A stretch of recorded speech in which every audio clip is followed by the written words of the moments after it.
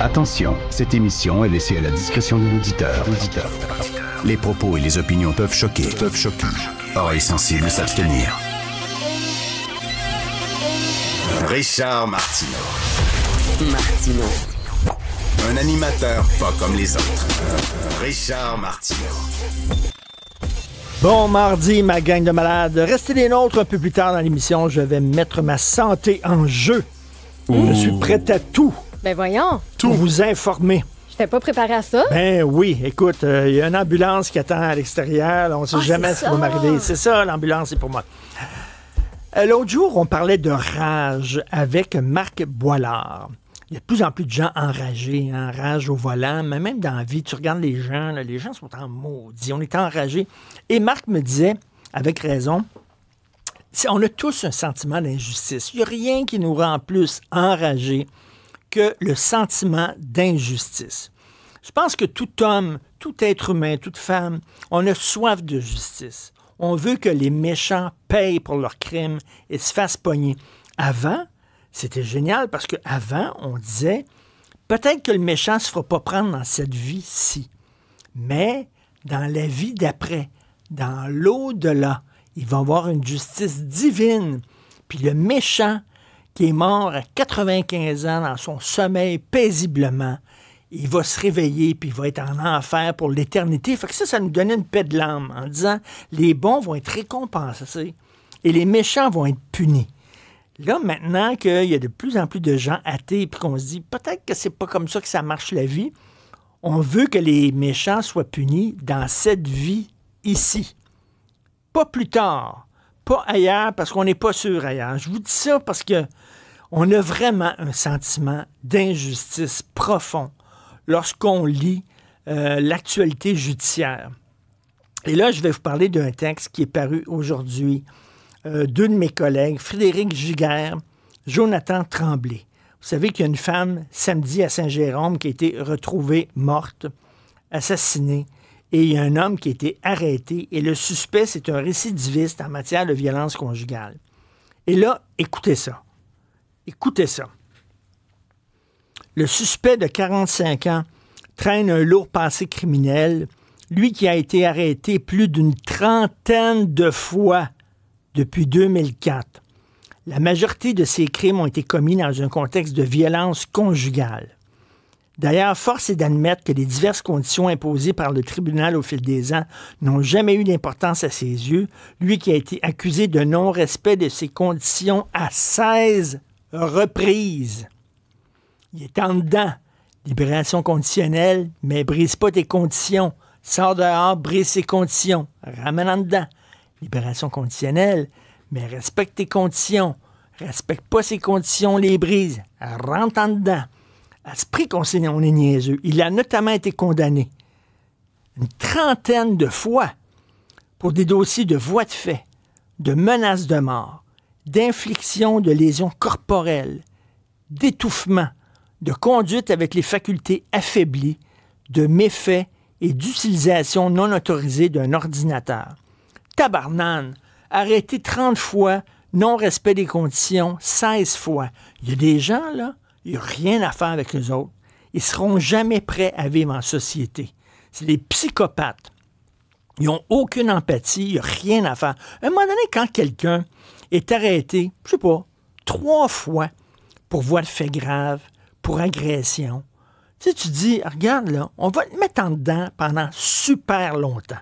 Mais pendant très longtemps, tiens, voilà la clé, je t'embarre, j'avale la clé. Je l'avale, that's it. Tu sais, quand tu dis, on te fait confiance, on va te laisser sortir, mais tu vas avoir des conditions à respecter. Il ne faut pas que tu approches ton ex que tu as terrorisé. Il ne faut pas que tu ailles dans les parcs parce qu'il y a des enfants qui sont là. Il ne faut pas que tu prennes d'alcool. Il ne faut pas que tu aies de contact avec des travailleuses du sexe, etc. Tu as des conditions, là. Quand la personne se fait 3 fois qu'elle ne respecte pas ses conditions, on peut-tu dire que ce gars-là ou cette femme-là veut rien savoir? À un moment donné, là, c'est bien beau la réhabilitation, le cœur sur la main, croire à une deuxième chance. On ne parle pas de deuxième chance, là, on parle de 16e chance. On parle d'arrestation à 30 reprises, taboire. Ça prend combien, à un moment donné, de crimes que tu fais pour qu'on te dise, ben toi, là, t'es pas prêt à vivre en société, tu représentes un danger pour trop de monde, on va te crisser quelque part, puis on va fermer la porte, puis ça vient de finir. À un moment donné, ça enrage. Ça m'enrage, moi, en maudit. Autre histoire, ma collègue Valérie Gontier, un pédophile qui a agressé sexuellement une fillette de 6 ans a pu bénéficier d'une peine plus clémente parce qu'il a été tabassé à la sortie d'une salle d'audience par un inconnu scandalisé par ses crimes. Le gars, il a 70 ans, il a agressé une jeune fille de 6 ans. On peut-tu dire qu'il a scrappé sa vie? On peut-tu s'entendre là-dessus? Il y a 2 personnes, parce que ça a l'air que les détails de l'agression étaient vraiment épouvantables. Ça a été dit dans la salle d'audience. Il y a des gens qui vont voir des procès des fois comme ça. Ça leur fait passer le temps. Il y avait 2 personnes, 2 gars qui étaient là. Ils ont trouvé ça dégueulasse que les gars ont fait. Ils l'ont entendu puis ils l'ont tabassé. Lui, il avait été condamné pour 30 mois. Non, il a été condamné pour 36 mois. Il a été condamné pour une peine de 36 mois d'emprisonnement. Pensez à ça. Agresser sexuellement une jeune fille de 6 ans, 36 mois. 36 mois, c'est 3 ans. C'est ça. 3 ans pour agresser une jeune fille de 6 ans. Et parce qu'il a été tabassé, on a dit, ah ben là, il a été tabassé, c'est pas drôle. On va baisser sa sentence à 30 mois. Premièrement, le fait qu'il ait été tabassé par des inconnus ne change rien à la gravité du crime qu'il a commis, calvaire. Il a agressé une jeune fille de 6 ans. Déjà, la sentence initiale, 36 mois, c'est une joke. Mais là, parce qu'il a été battu par quelqu'un, on dit pas, on venu, on met ça en 30 mois. Le gars, il a agressé sexuellement une jeune fille. On va-tu arrêter d'être niaiseux comme ça, Christy? Je comprends là, qu'à un moment donné, je reviens là-dessus, la réhabilitation, comprendre son prochain. Oh, il fait partie d'une minorité. Oh, il est vieux. Oh, il a été tabassé. Ses parents le battaient. Il vient d'un milieu pauvre, puis tout ça. Il y a plein de gens qui viennent de milieux pauvres, qui ont été battus dans leur enfance, qui font partie de minorités, puis qui sont des citoyens honnêtes. Des gens comme ça, là. Je veux dire, agresser un enfant de 6 ans. On peut dire à un moment donné qu'il y a des crimes qui sont graves, puis qu'il y a des gens qui ont poussé tout croche, ils veulent rien savoir de la vie en société, puis on peut pas les remettre en liberté. Pas après 16 fois, pas après 30 arrestations. Ça n'a pas de sens. À un moment donné, il va falloir faire table rase de notre système de justice, puis revoir les sentences. OK? Puis se faire des priorités en disant des crimes contre les enfants, c'est les plus graves. Tu vas avoir une christie de grosse peine. Puis après ça, ben, les crimes économiques, ben, c'est peut-être un petit peu plus en bas. C'est épouvantable perdre ses économies, mais c'est pas comme agresser les enfants. Là, tu as des gens qui commettent des crimes économiques, qui ont des de grosses sentences, puis tu as des pédophiles qui agressent des enfants de 6 ans, puis qui n'ont pas de sentence. Tu as des gars qui battent leurs femmes, qui sont arrêtés à 30 reprises, qui sont lâchés en liberté à 16 reprises, qui respectent pas leurs conditions, puis on est là, moi, donner une 16e chance, puis une 17e chance. Tu sais qu'on est niaiseux. C'est un système de...